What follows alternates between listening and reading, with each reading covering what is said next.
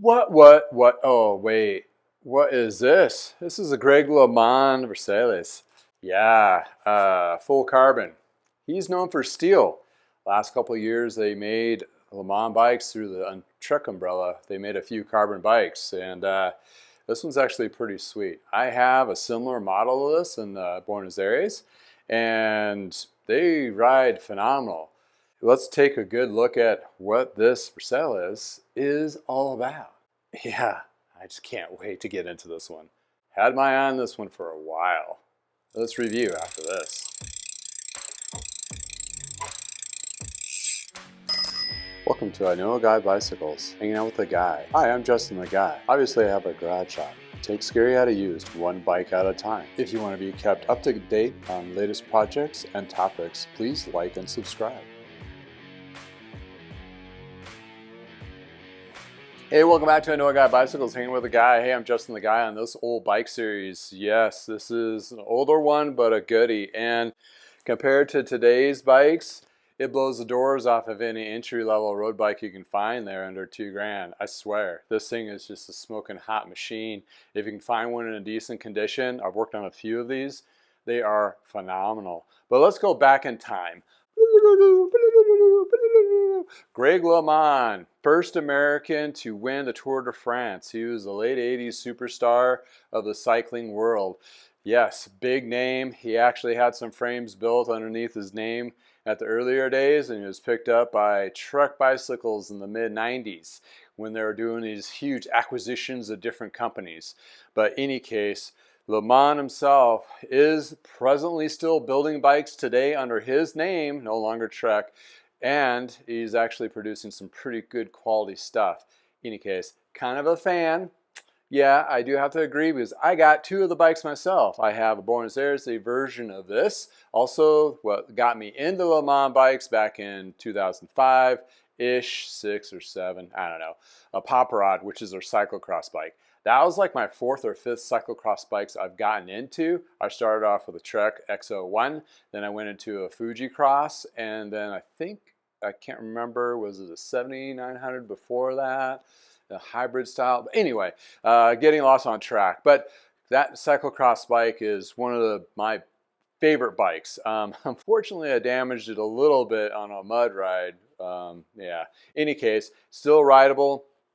I pull with my daughter on a trailer now. It's great for bike path riding, dirt, everything, kind of thing. I even taken on single track riding because back in the day, I used to mountain bike in the 90s when we didn't have suspension. So for me, it's like back home. It's my version of a 29er, but skinny. Any case, back to LeMond. Being a big fan of steel back in the 90s when I was in the mountain bike craze, I got myself a Mongoose when Mongoose is still being made by Mongoose. They were using Ritchie tubing, which another godfather or grandfather or something father of the mountain bike industry, in addition to Gary Fisher and Breezer. Yeah, so those cats in the hills of Tantan did all their kind of crazy riding.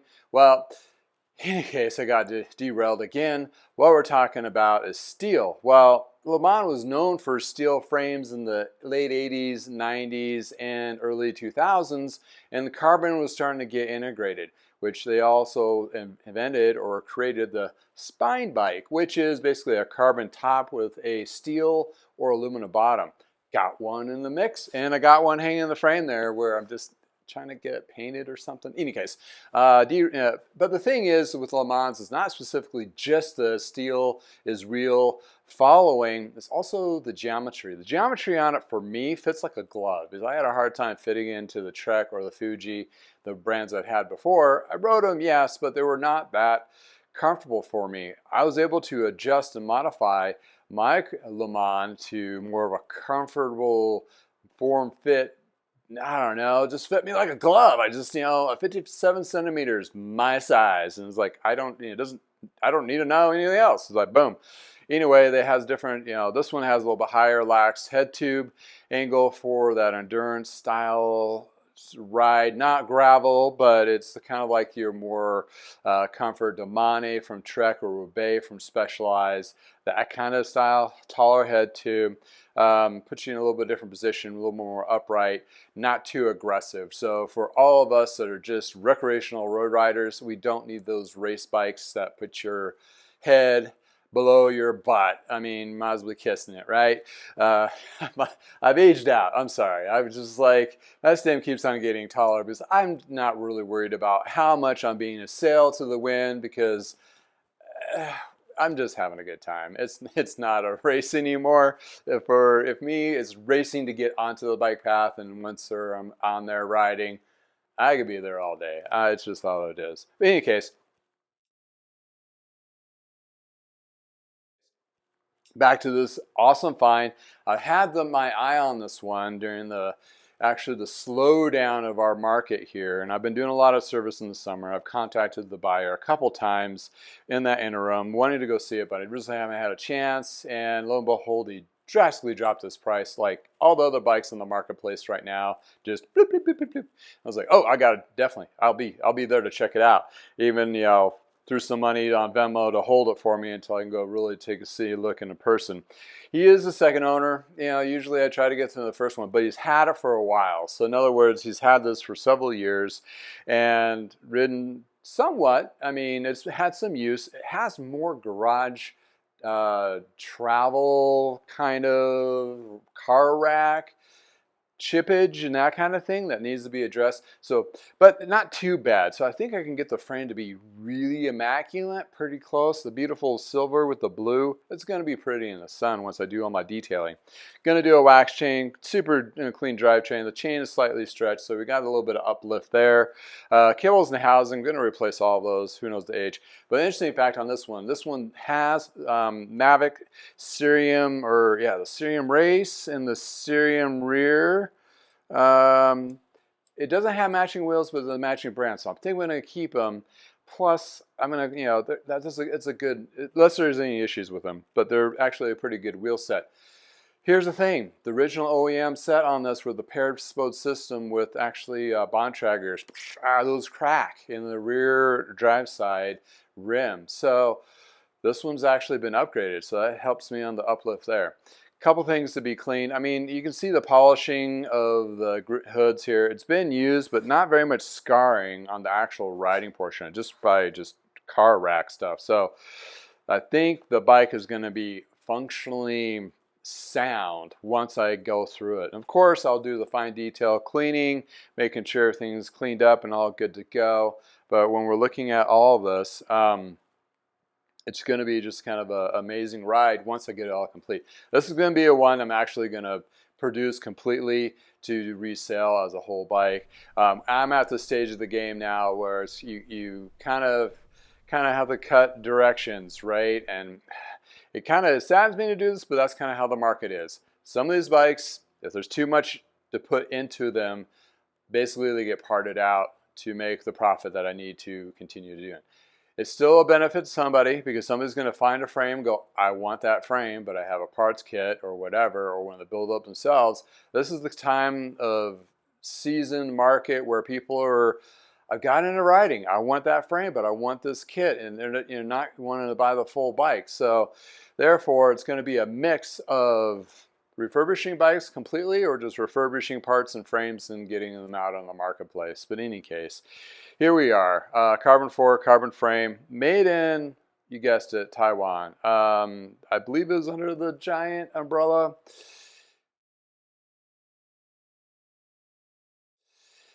So here's the story of LeMond. Let's go back to that. LeMond were acquisitioned in the 90s by Trek, right? And they acquisitioned Gary Fisher, Gary Klein, Rolf Wheels, Bontrager. LeMond was another one, a couple other companies. What they were doing, this is not, the best practices and, warm and fuzzy about big corporations, but hey, they're for a profit company. So what they were doing is we were a Trek dealer in Parker Bikes.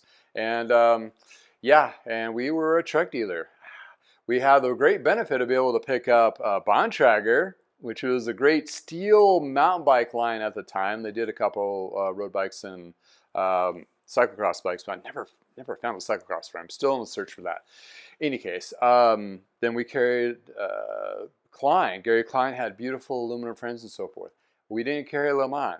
Reason being, LeMond and Gary Fisher got paired with a lot of other companies to go to another shop down the street, our competition, Destination Cyclery. That owner was a Specialized dealer, and he carried Gary Fisher. Well, he carried Diamondback before that, and I don't know if I don't remember now if he kicked out Diamondback to replace it with Gary Fisher.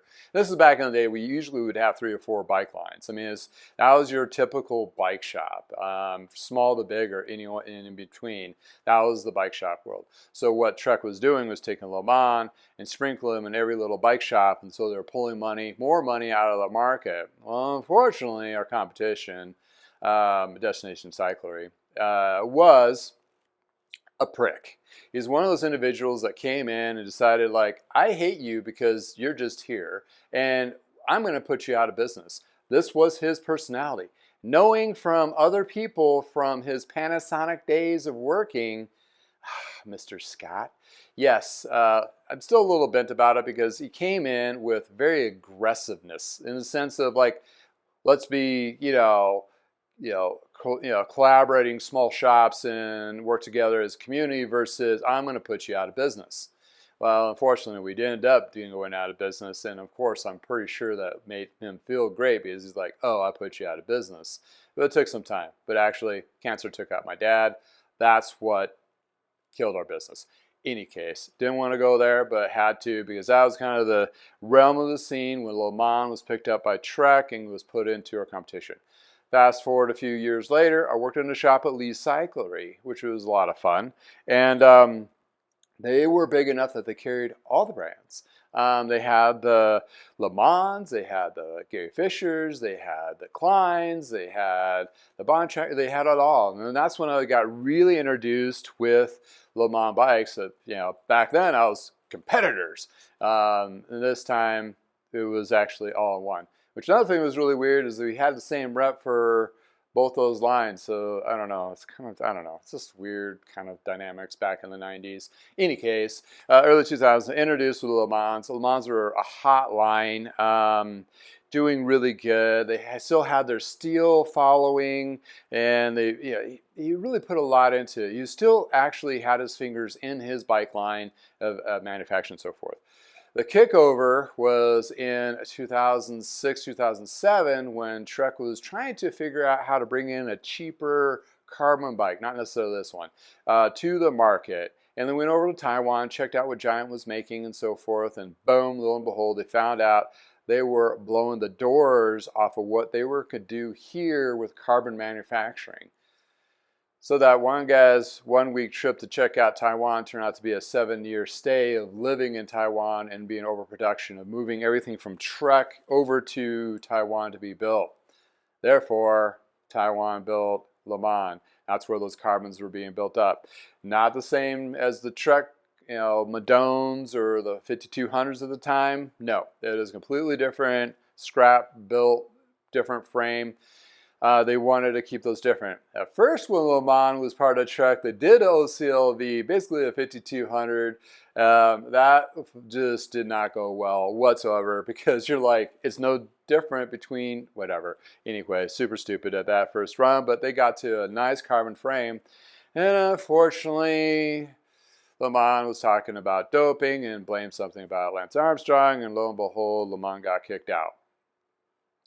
Kind of crazy, right? I've talked about this before, and hearing some little more insights from John Bradley, a buddy of mine. There's a few videos related to industry news with him, and we found some, it's kind of interesting. Well, they all kind of were doing it. We found out he finally fessed up to it, but lo and behold, fast forward, got stripped of everything. Any case, that's just what it was. Well, now LeMond is back. They're building their own bikes, which is awesome. And what can you say? I mean, it's just an awesome older models to find, and they're actually pretty great. They ride really well, even though they were made over in Taiwan. I have nothing against that. It's just one of those things. They had a better manufacturing going on and so forth. In any case, Also, when you're looking at American-made bikes, it's only the frame, if that. All the other componentry is made all different places around the world, so you can't really just be that too much of a stickler on that particular bit. But this one is a carbon frame and fork, LeMond design, a little bit of Bontrager stamp on there. Then we got some Bontrager bits. The seat and seat posts are not original. That came from something else. Not knowing. May try to find another carbon seat to match it. May just go with it as is. Does have Shimano componentry on it. And again, like we talked about, the Mavic wheels. So when you're looking at this particular bike, it's going to be a solid, great recreational bike. The beauty of this is I'm going to definitely be keeping it under 1,000 and a little bit less than that for resale. I mean, come on. You got yourself a 10-speed full carbon bike for around 800-ish. Tuned up and ready to go. I can't say how more excited I am about this. So in any case, you probably watched me do a little bit of work on this, and we're going to do a full review on what I found, outcomes of cleaning and everything after here in a moment.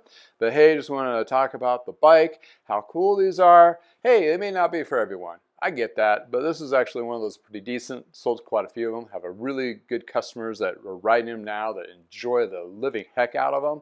And hey, you know, let's just dive into this and see what we get. And let's just do, if anything comes up big time, I'll do a focus on that. If not, I'm going to do a review of the parts and proceed from there.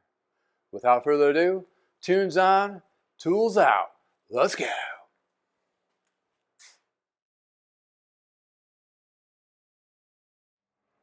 Well, here we have it, ladies and gentlemen, boys and girls. Ooh, look how clean and true. These wheels were pretty immaculate. I don't think they were used too much. You can actually tell by the lack of scarring on the wheels. So when these were upgraded, they actually were really good. So cleaned up, ceramic coated with the mother ceramic wax spray and tire shine. There's the wax chain that we're going to be put on there. Some bar tape. Brakes came out pretty good. Skewers are clean. Yeah, boy. A lot of cleaning, but look how clean these chainrings came out. I mean, immaculate. And the derailleurs had to blow it up, get all that gunk out. Shifting is going to be a lot cleaner and smoother. It was sticky before, and look at this cassette. I mean, it was a chore. And here's the front wheel. Yep, exactly. Super smooth. Rim well. I mean, that's another indication, like hardly any wear. Tires are new on this guy for the most part, so that was definitely a win on this purchase. So really the uplift is just cables and housing, super amount of cleaning, and a new chain. So at this juncture anyway.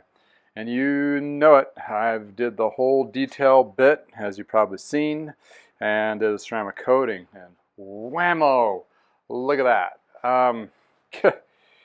I can't say how clean this turned out. We do have scuffages in various spots here and there.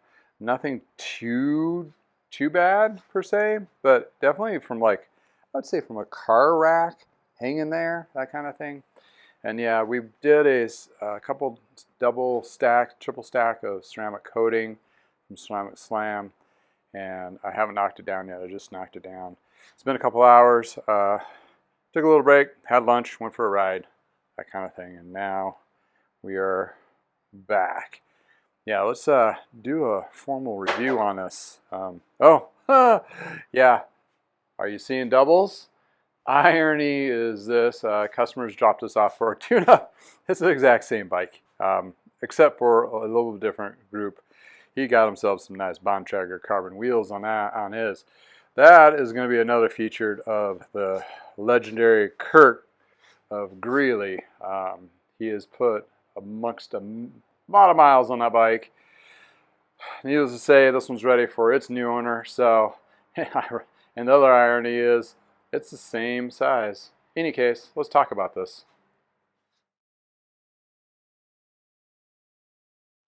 I'm going to do a little more of a formal review. Yeah, sparkling water in afternoons. When you get to my age, caffeine is a real pain in the butt, and I can't drink anything after 12 o'clock or it'll keep me up all night. In any case, I want to go over a couple things before we actually do the actual test ride kind of thing. Full carbon frame and fork. The scuffages are in areas where I would consider they're rubbing up against another bike. Is that totally damaging to the bike? Not really. Can be. It can be. So you got to be careful. Now that's the kind of car racks that hang from the top down. The newer ones clamp to the wheels that hold it in place. So that being said, it had a little bit of scarring there. And being the age of the bike, 2007-ish, somewhere around there, 8. That's where you're looking at. Those particular car racks were very popular back then for a receiver hitch or even the strap type style. In any case, this particular bike did come out completely clean.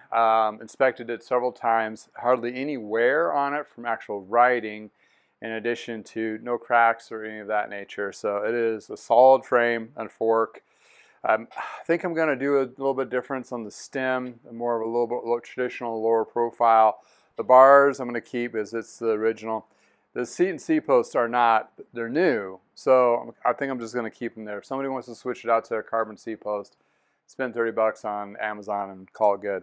In any case, the crankset, the chain rings look good. They're not shark teething, which means when chain rings get worn out, these beveling edges here start kind of disappearing and becoming a little shark teeth. And in that case, these are actually in really good shape. And it's just super dirty. Like the lube that they use on it just caked up. That happens quite a bit because you'll have, like, let's say you get a new chain and you put a new chain on there and you're assuming, oh, the chain is lubed. Well, it does have a lubricant from the manufacturer. It's usually really a thick lubricant based upon keeping that chain from rusting from point A, Taiwan, China, to point B, anywhere else in the world. So therefore, it really is more of a protectant of transport and sitting on the shelf, depending on the humidity or whatever the case may be. Most likely, if you're using any kind of performance lube like Rock and Roll or any of those, WD-40, the bike version, or you name it, that's a Teflon or a petroleum-based lube. That technically fights against the packaged lube from those chains, so we have that buildup. So I used to use Finish Line, and the crap is Teflon based, and it just build up and build up and build up. This is what this was. It just cakes up. It's just horrible. Nasty mess. Doesn't work as well. To only get a true performance of a high performance lube to work is you got to strip that chain either in using degreasers like Simple Green or something like that. Really rinse it. Ultrasonic cleaning is usually the best, or a solvent tank, that kind of thing, and then re-rinse it or soak it again in rubbing alcohol. That will actually help kind of get the rest of that gunk out of there, and then you let it rinse off and let air dry. Then you apply that new fresh lube. Same technique that you use for waxing too. So we're going to be doing a wax chain on this one, just because that's what, it's the latest trend, and that's what we're going to go with, and that's what I have, pre-wax chains.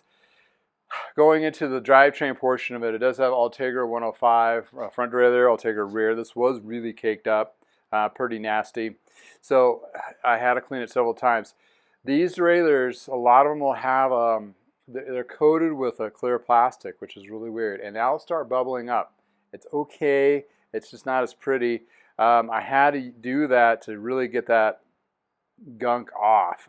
Sometimes you'll lose the decaling. The decaling did stay on there, but the plastic came off.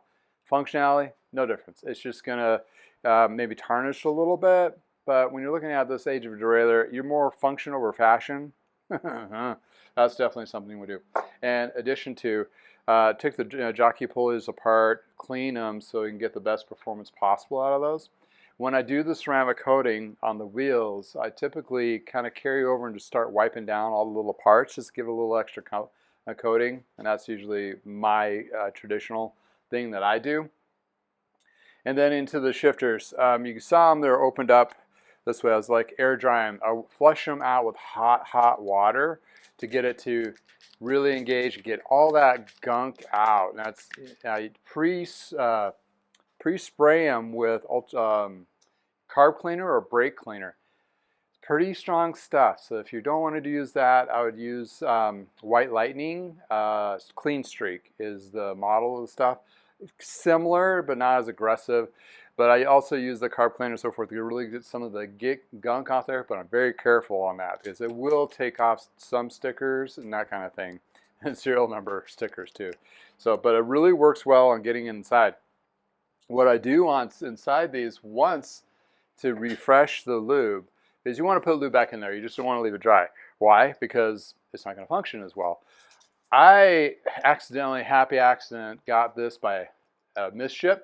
And it's the foaming trifle. I use the drips, and somehow I got swapped. Either most likely me messing up, clicking on the wrong thing, but it shipped me the foam. I was like, how am I gonna do this? And I'm like, oh, perfect. Well, what's nice about this is you can open these particular shifters up, and you can see all the mechanism in there. The other ones you can't, so you have to kind of just, you know, do your thing. But since it is a foam,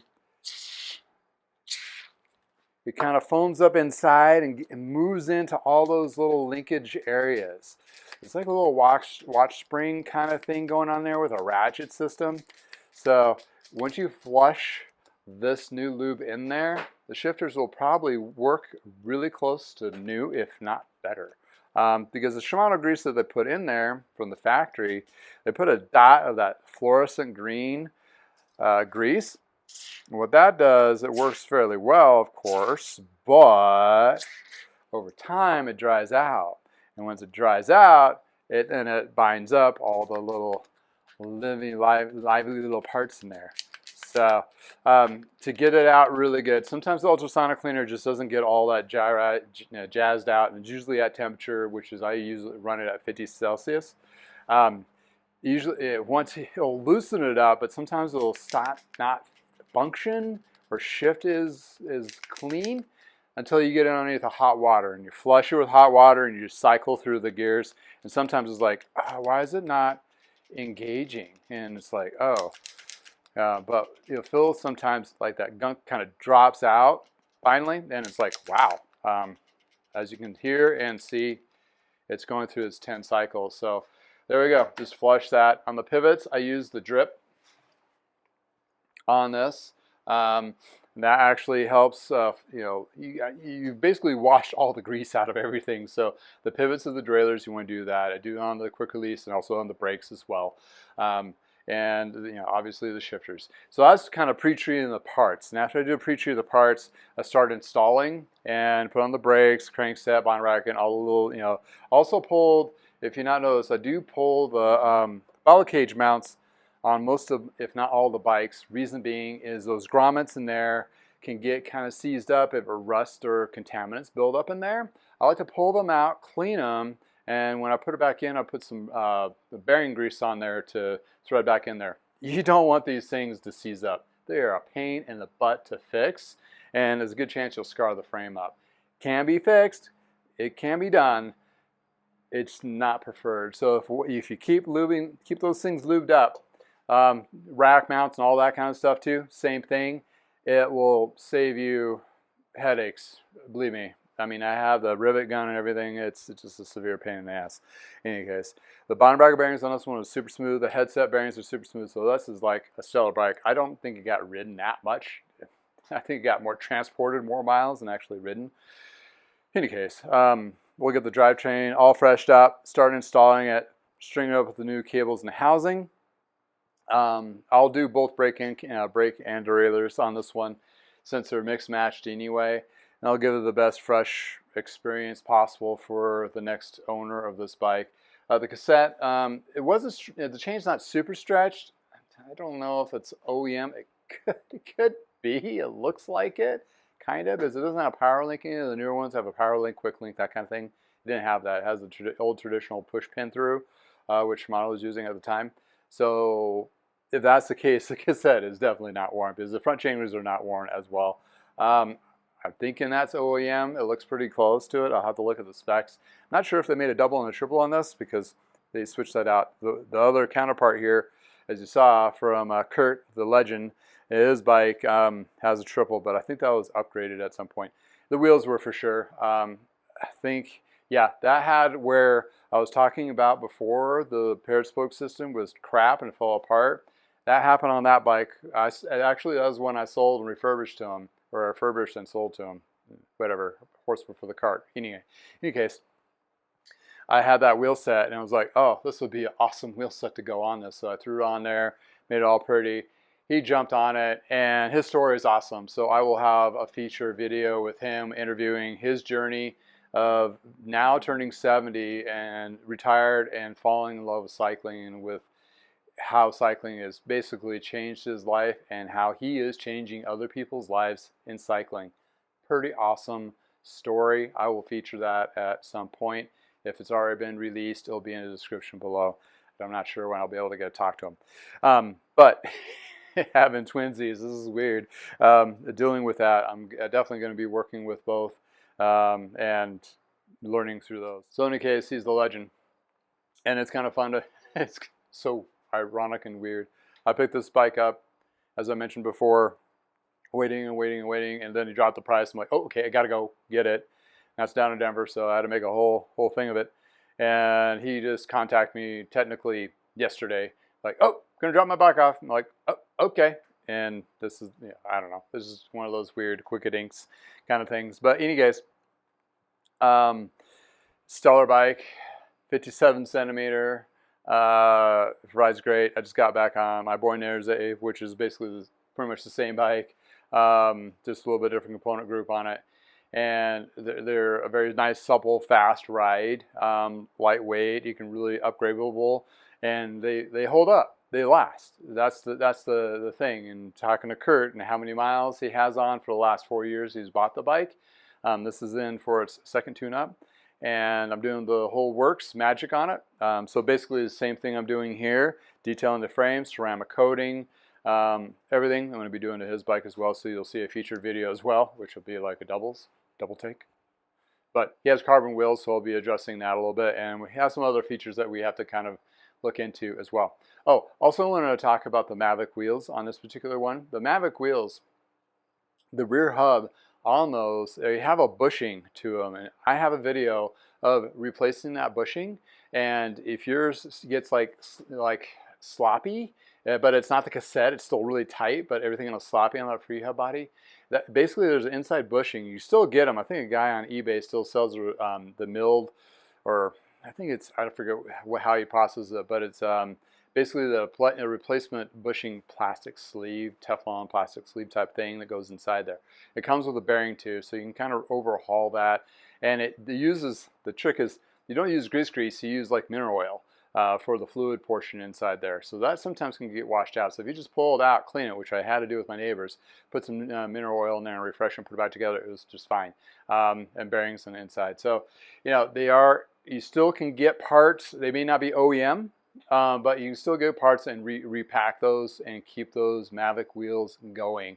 They're awesome wheels. Obviously with all wheel manufacturers, they've had some issues here and there, but it definitely is better than the original pair that are on here with the Bontrager Race, where they cracked around the rim and whatever. In any case, let's throw this thing together, as you probably see me putting it together, and let's just go find ourselves a test ride and see how it feels.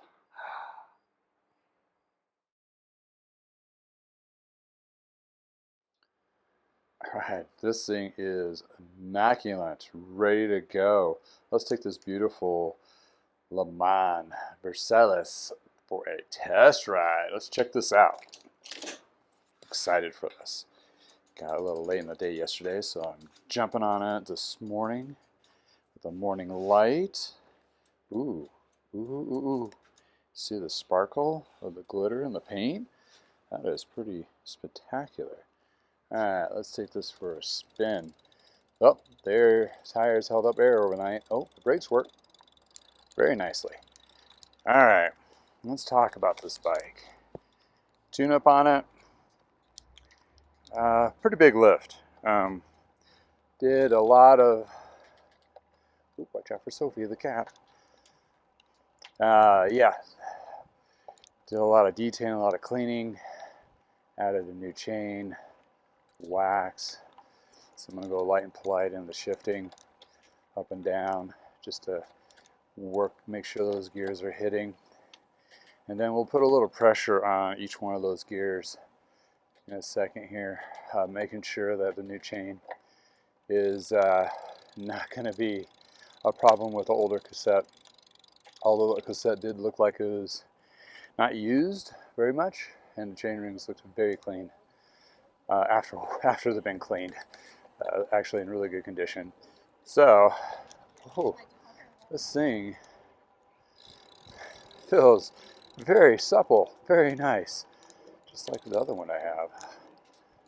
Actually, the seat is actually not too bad considering it's just a standard saddle. All right, so it's a double up front, so we only have to worry about the two chain rings. Oh, went right up there without hesitation. Drop down, does have a little bit of trim. Nice. Okay, I'm gonna go to the smallest cog, and then I'm gonna step up on it a little bit. Why I'm doing that is because the smallest cog has less surface area for a chain to move up and down. So if that chain is stretched, it's gonna skip. Now I'm doing the second cog up. Yep, no problem there. Third cog up. So when you're riding a bike like this and you just have the cables and housing replaced on it, here's a little trick, and I can show you while I'm riding. You'll have these barrel adjusters. So down here, only if you feel comfortable. If you need to pull over and stop and do this, that is fine. But these barrel adjusters are really designed for the consumer or the rider to adjust while on the fly. So let's say if I'm having a hard time for the chain to go up into the gear, you would unscrew this a quarter turn. When you're unscrewing this a quarter turn, that means it's lengthening the housing and shortening the actual reach of it. So when you're doing that on the fly, then you can go down a big old rabbit hole on that. So be careful, quarter turns at a time to sync that up. Basically, you're trying to line that rear cog to be lined up with the chain and derailleur, that kind of thing. Man, this thing is smooth. Makes me want to just go for a ride. Just go take off down the bike path, do my thing. Oh yeah, this is the neighborhood money shot right there. Yeah, boy. But I got a lot of work to do, so we'll just cut off. Whoop, and give this bike a beautiful review. All right. Indeed. So this road bike has 2 up front and 10 in the back, so you got a 20 speed with the Cerium Mavic wheels. Full carbon frame, fork. Details will be listed below. And it has a Ultegra 105 shifting. Yeah, 105 up front. But it's pretty decent. I switched out that stem to do a one of those Shimano, or not Shimano, specialized flip-flop stems. You can have 4 different angles. I got a sweat bee trying to attack me. Anyway, this time of year, bugs are being stupid because it gets cold at night. In any case, this thing is solid. I mean, solid. It probably rides better than new and in excellent shape. It's going to give somebody one heck of a nice ride for a long time. But in any case, thanks for hanging out with me in the garage and going through all the details on this. It's nice in your neck of woods. Please go for a ride. If you have a bike like this or similar or done refurbishing of this nature, please put comments below. It is community. Please share. In addition to all the other information in the descriptions as well. Before you go, check out these beautiful pictures in the sunlight. And again, if it's nice in your neck of the woods, please go for a ride.